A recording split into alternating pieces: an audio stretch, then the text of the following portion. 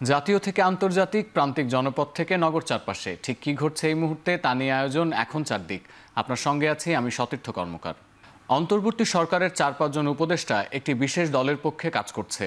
উপদেষ্টাদের কণ্ঠ রেকর্ড আছে জামায়াতের কাছে। সময়মতো সমাধান না হলে জনসম্মুখে নাম প্রকাশ করা হবে বলে হুঁশিয়ারি দিয়েছেন জামায়াতের নায়েবে আমির সৈয়দ আবদুল্লাহ মোহাম্মদ তাহের। বলেন, একসাথে গণভোট হলে নির্বাচনের অনেক কিছুই পরিবর্তন হয়ে যাবে।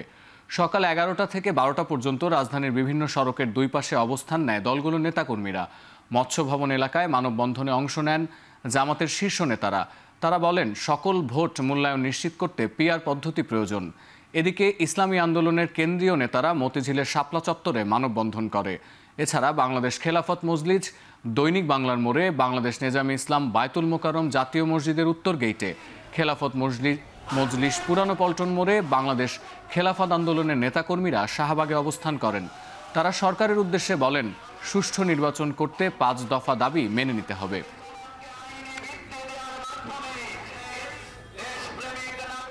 জুলাই বিপ্লবের যে অর্জন, সেই জাতীয় অর্জনকে কোনো দল গোষ্ঠী একটি দলীয় অর্জনে রূপান্তরিত করে জুলাইয়ের চেতনাকে পিছিয়ে ঠেলে দিয়ে আবার সেই দলীয় স্বার্থ হাসিলের জন্য যেনতেনভাবে একটি নির্বাচন করার পায়তারা করছে।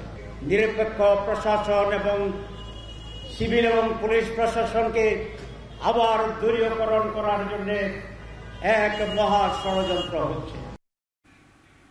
জাতীয় ঐক্যমত্য কমিশনের পক্ষ থেকে আজ রাজনৈতিক দলগুলোর কাছে পাঠানো হচ্ছে জুলাই সনদের চূড়ান্ত অনুলিপি।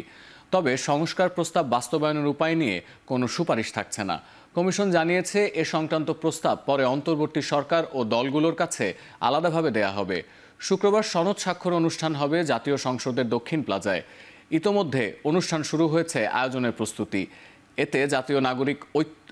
এতে জাতীয় ঐক্যমত্য কমিশনকে সহায়তা করছে সংস্কৃতি বিষয়ক মন্ত্রণালয়। 30টি রাজনৈতিক দল ও জোটকে সইয়ে আমন্ত্রণ জানানো হয়েছে। তবে সব দল শেষ পর্যন্ত সই করবে কিনা তা এখনও নিশ্চিত নয়। অন্তর্বর্তী সরকার দায়িত্ব নেয়ার পর গঠিত 6টি সংস্কার কমিশনের প্রস্তাব নিয়ে রাজনৈতিক দলগুলোর সঙ্গে আলোচনার ভিত্তিতে প্রস্তুত হয়েছে জুলাই জাতীয় সনদ। 2 দফা আলোচনায় 84টি সংস্কার প্রস্তাবে ঐক্যমত্যে পৌঁছেছে জাতীয় ঐক্যমত্য কমিশন। মার্চ টু সচিবালয় কর্মসূচি পিছিয়ে বিকেল 4টায় নির্ধারণ করেছে আন্দোলনরত এমপিও শিক্ষকরা। গতদিন থেকে চাকরি জাতীয়করণ, 20% বাড়ি ভাড়া বৃদ্ধি সহ 3 দাবিতে কেন্দ্রীয় শহীদ মিনারে অবস্থান করছেন বিক্ষুব্ধরা। এদিকে সমাবেশের দ্বিতীয় দিনের মতো চলছে কর্মবিরতি। শিক্ষকদের ওপর পুলিশি হামলার প্রতিবাদে এই কর্মবিরতি পালন করছেন তারা। সারা দেশে 30,000-এরও বেশি শিক্ষা প্রতিষ্ঠানে বন্ধ রয়েছে পাঠদান। মঙ্গলবার সকালে বিভিন্ন জেলা থেকেও অবস্থান কর্মসূচিতে যোগ দিয়ে হামলার নিন্দা জানান শিক্ষকরা।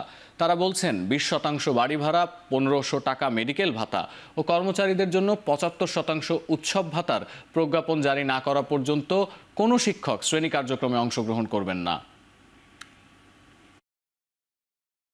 সরকার মহোদয়ের কাছে দাবি জানিয়েছি যে আমাদের 100% নয়, শুধু 20% বাড়ি ভাড়া, 1500 টাকা চিকিৎসা ভাতা এবং আমাদের কর্মচারীদের 75% উৎসব ভাতা দিলেই আমরা খুশি হব।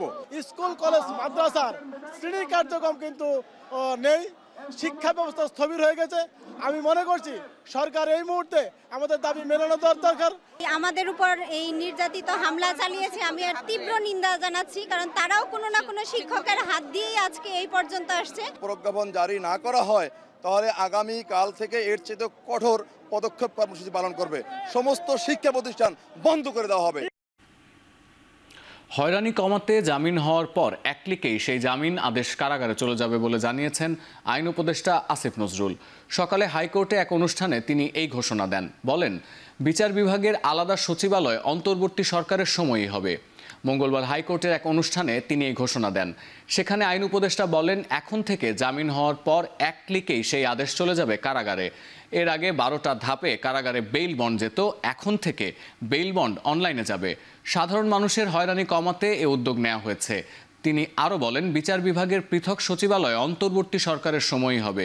বিচার বিভাগের জন্য পৃথক সচিবালয় আইন, গুমের আইন, দুদক আইন ও হিউম্যান রাইটস আইন আগামী কয়েক সপ্তাহের মধ্যে সম্পন্ন হবে বলে আশা করেন তিনি। এই বেইল বন্ডটা আপনার একটা লোক জামিন পাওয়ার পর আদালত থেকে ছাড়া পাওয়া পর্যন্ত 12টা ধাপে তাকে টাকা দিতে হয়, কোনো ধাপে 12টা ধাপে তাকে হয়রানির সম্মুখীন হতে হয়। আগামীকাল আমরা পাইলট প্রজেক্ট চালু করছি, একটা ক্লিক করবে আদালতের রায় থেকে সরাসরি এটা জেলখানায় পৌঁছে যাবে, যে জেলখানায় আসামি আছে। লিগ্যাল এইড সার্ভিসটাকে যে আমরা এক্সপ্যান্ড করেছি, যে 11 ধরনের মামলাতে প্রথমেই এটা লিগ্যাল এইডে আসতে হবে, ম্যান্ডেটরি করেছি। যদি স্যাটিসফাইড না হয় কোর্টে যেতে পারে। আমরা বিশ্বাস করি যে এটাতে কোর্টের উপর চাপ অনেক কমবে। গণঅভ্যুত্থান দমনে সংগঠিত মানবতা বিরোধী অপরাধে অভিযুক্ত ক্ষমতাচ্যুত প্রধানমন্ত্রী শেখ হাসিনার মামলায় তৃতীয় দিনের যুক্তিতর্ক চলছে। বিচারপতি গোলাম মর্তুজার নেতৃত্বাধীন 3 সদস্যের ট্রাইব্যুনালে জুলাই আগস্ট আন্দোলনে পতিত সরকার কিভাবে পদ্ধতিগতভাবে মানবতা বিরোধী অপরাধ সংগঠিত করেছে তার পক্ষে যুক্তিতর্ক তুলে ধরেছে প্রসিকিউশন। এদিকে ট্রাইব্যুনাল 2-এ মানবতা বিরোধী অপরাধের মামলায় আসামি পক্ষের সময়ের আবেদনে হাসানুল হক ইনুর অভিযোগ গঠনের শুনানি 23 অক্টোবর নির্ধারণ করা হয়েছে। এছাড়া পলাতক আওয়ামী লীগ নেতা মাহবুবুল হক হানিফ সহ 4 জনকে আদালতে আত্মসমর্পণের নির্দেশ দিয়ে পত্রিকায় বিজ্ঞপ্তি প্রকাশের আদেশ দিয়েছে ট্রাইব্যুনাল।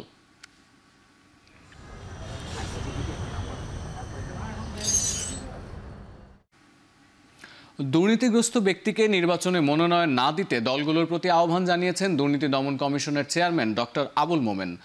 সকালে দুদকের আয়োজনে সাংবাদিকদের কর্মশালায় তিনি কথা বলেন দুর্নীতিগ্রস্ত ব্যক্তিকে দলগুলো মনোনয়ন দেয় বলেই দুর্নীতি রোধ করা কঠিন হয়ে যাচ্ছে। দলগুলো এ ব্যাপারে সতর্ক থাকলে দেশ থেকে দুর্নীতি রোধ করা সম্ভব। এ সময় এক প্রশ্নের জবাবে সংস্থাটির চেয়ারম্যান বলেন, সব অপরাধীর মতো শেখ হাসিনারও বিচার হবে। আদালত আরও সদয় হলে বিচার প্রক্রিয়া ত্বরান্বিত হবে বলে মন্তব্য করেন তিনি। বলেন, শেখ হাসিনাকে ফিরিয়ে আনার ব্যাপারে ইন্টারপোল থেকে শুরু করে সব সংস্থার সঙ্গে আলোচনা হয়েছে। আশা করা যাচ্ছে তাকে দ্রুতই ফিরিয়ে আনা যাবে। আগামী সংসদ নির্বাচনে আমরা সৎ লোককে চাই। অপরাধগুলির পেছনে এক ধরনের রাজনৈতিক প্রক্রিয়া জড়িত থাকে, ক্ষমতাশীল লোকজন থাকেন। আমরা কি এবারে একটা কাজ করতে পারি, আজকের এই অনুষ্ঠানের পরেই আপনারাই আওয়াজ তুলুন যে অনুগ্রহ করে দুর্নীতিগ্রস্ত ব্যক্তিকে নির্বাচনে মনোনয়ন দেবেন না। প্রায় 3 যুগ পর আগামীকাল অনুষ্ঠিত হতে যাচ্ছে চাকসু নির্বাচন। ইতোমধ্যে নির্বাচনের সব প্রস্তুতি সম্পন্ন করেছে বিশ্ববিদ্যালয় প্রশাসন ও চাকসু নির্বাচন কমিশন। 4 স্তরের নিরাপত্তা থাকবে চাকসু নির্বাচনকে ঘিরে। মোতায়েন থাকবে পুলিশ, র্যাব, এবিপিএন ও বিজিপি। প্রয়োজনে সেনাবাহিনী ও চাকসু নির্বাচনে নিরাপত্তা দেবে বলে জানিয়েছে বিশ্ববিদ্যালয় প্রশাসন। ভোট হবে স্বচ্ছ ব্যালটে আর গণনা হবে OMR পদ্ধতিতে। ইতোমধ্যে চাকসু ভবনে পৌঁছেছে ব্যালট সহ নির্বাচনের নানা সরঞ্জামাদি। চাকসু নির্বাচনে কেন্দ্রীয় ও হল সংসদ মিলে মোট প্রার্থী 908 জন। নির্বাচনে অংশ নিচ্ছে ছাত্রদল, ছাত্র শিবির সহ 13টি প্যানেল। প্রায় 27,500 শিক্ষার্থী ভোটের মাধ্যমে নিজেদের প্রতিনিধি নির্বাচিত করতে যাচ্ছে।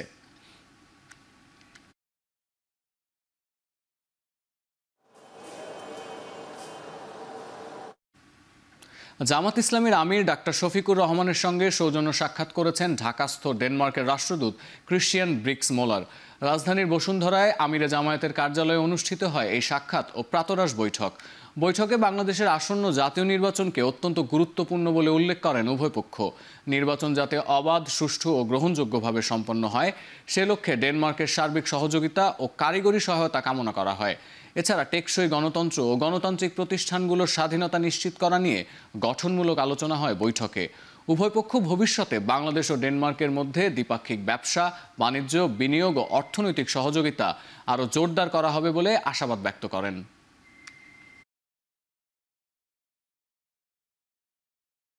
আধুনিক ও যুগোপযোগী প্রশিক্ষণের মাধ্যমে দক্ষতা অর্জন করে রেজিমেন্ট অফ আর্টিলারি এবং আর্মি এয়ার ডিফেন্স কোরের নবীন সৈনিকদের প্রস্তুত থাকার আহ্বান জানিয়েছেন বাংলাদেশ সেনাবাহিনীর 24 পদাতিক ডিভিশনের GOC এবং area commander major general Mir Mushfiqur Rahman. সকালে চট্টগ্রামের আর্টিলারি সেন্টার অ্যান্ড স্কুলে আর্টিলারি রেজিমেন্টের 94তম রিক্রিউট ব্যাচ 2025-এ সেনাবাহিনী প্রধান কুচকাওয়াজ অনুষ্ঠানে তিনি আহ্বান জানান। এর আগে ব্রিগেডিয়ার জেনারেল মোহাম্মদ আতিকুর রহমান তাকে শহীদ মেজর নাজমুল হক প্যারেড গ্রাউন্ডে অভ্যর্থনা জানান। এ সময় কুচকাওয়াজ পরিদর্শন ও অভিবাদন গ্রহণ করেন তিনি। অনুষ্ঠানে চট্টগ্রাম অঞ্চলের ঊর্ধ্বতন সামরিক কর্মকর্তা সহ নবীন সৈনিকদের অভিভাবকরা উপস্থিত ছিলেন। পরে প্রশিক্ষণের বিভিন্ন ক্ষেত্রে সাফল্য অর্জনকারী নবীন সৈনিকদের পুরস্কার তুলে দেন প্রধান অতিথি।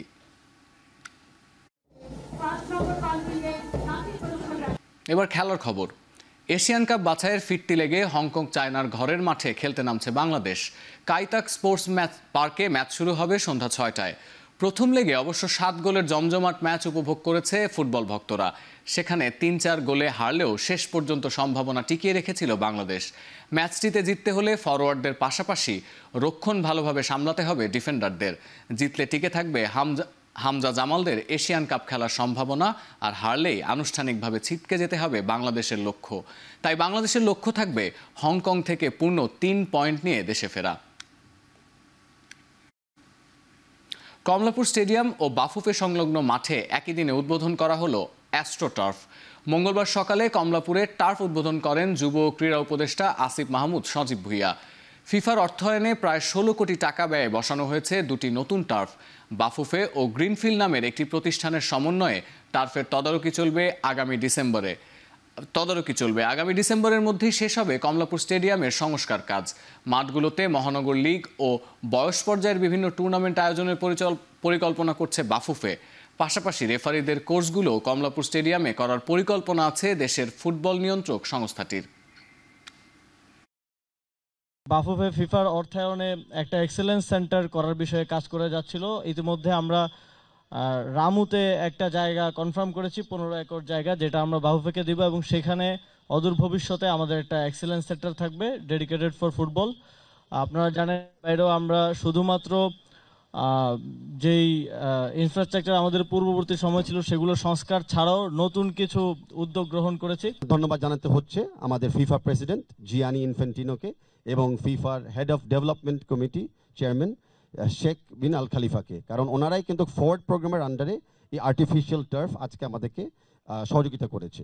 এই আর্টিফিশিয়াল টার্ফের নিচে কিন্তু 3 ফিট বেস আছে, যেন ভবিষ্যতে বৃষ্টি পড়লে পানি জমে না থাকে। শেষ করছি এখন চারদিক। এখন টেলিভিশন ওয়েবসাইটে দেখতে ভিজিট করুন www.ekhon.tv। এছাড়া ফেসবুকে দেখতে ভিজিট করুন facebook.com/tv.ekhon, আর ইউটিউবে দেখতে ভিজিট করুন youtube.com/c/ekhon tv।